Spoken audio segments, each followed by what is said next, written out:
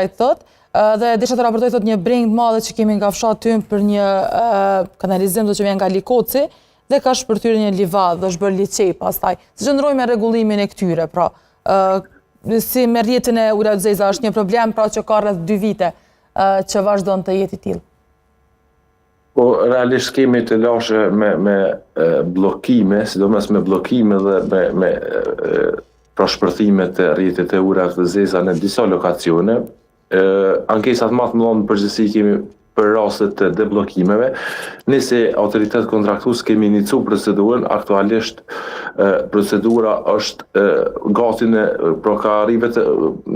kjo çështja e kontratave kolektive ka pezullu për shkak që ka ndryshuar edhe një pjesë e madhe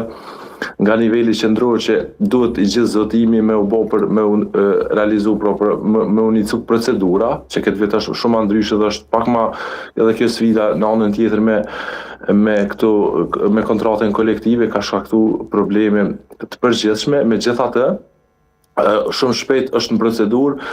një kontratë e cila do të rregullojë deblokimet dhe këtu të lashet me kanalizim. Në raste pra rregullohet çështja e zotimeve sepse një pjesë e sistemit aktualisht është i pezulluar, po besojmë që brenda javës veç do të jetë në e-prokurim dhe besojmë që shpejt do ta lidhim kontratën me rregullu këto të lashe që është në Ligastri dhe kemi disa dhe në qytet disa ankesat e tilla,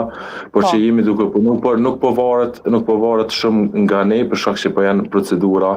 dhe ligjore të cilat duhet me respektu në anën tjetër edhe këto të lashet që i kemi me buxhet dhe me këto zotimet që për na pengojnë me rregullu gjitha procedurat siç kërkohet me ligj. Po, dhe Amer, edhe një pyetje fare në fund, sa i përket kësaj çështjes pra për menaxhimin e qenve ndacak, si qëndron Skenderaj për këtë? Nuk është realisht një problem vetëm në Skenderaj, është gjithandej.